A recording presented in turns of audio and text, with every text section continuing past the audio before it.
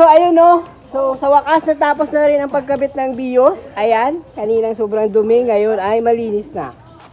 Yan, ayan na, nakabalik na yung mga upuan. Ang sandalan, okay na. Yan, binabalik na rin yung mga bolt na tinanggal.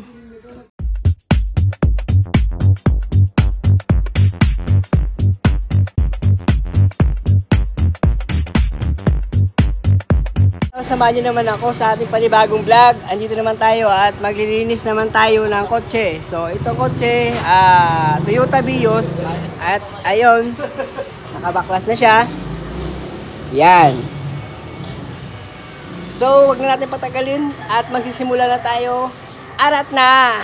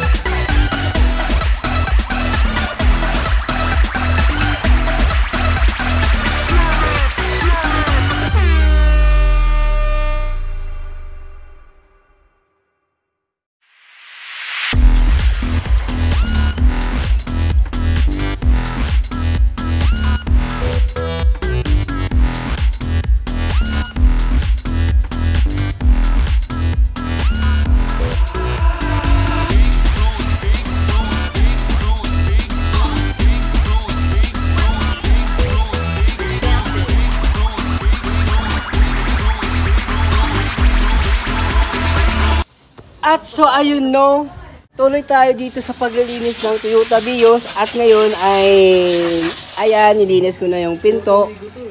Tatapusin ko po yung 4 na pinto, pati yung likod kasama. Ngayon tinitira na ni Ryan yung dashboard.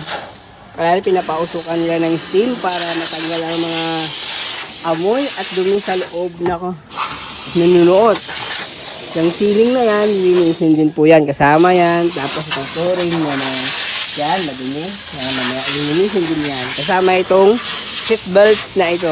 Yan. So patuloy tayo sa ating pag-vlog. At manood lang kayo, stay watching kayo dyan. Arat na!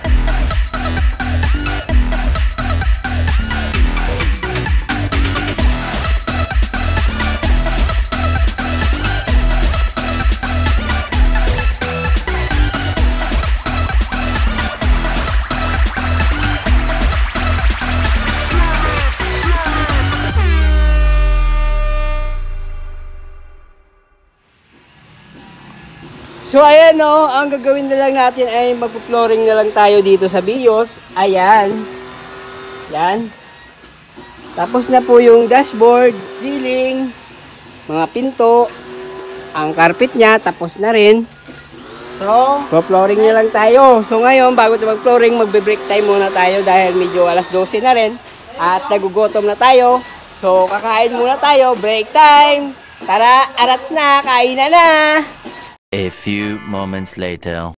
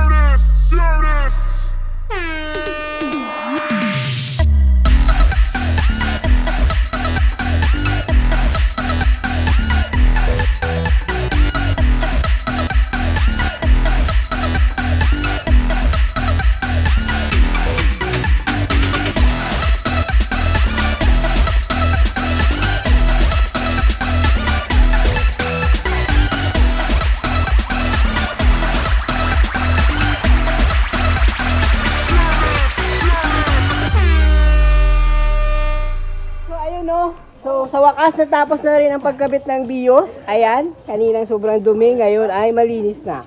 Yan, binabalik na rin yung mga bolt na tinanggal.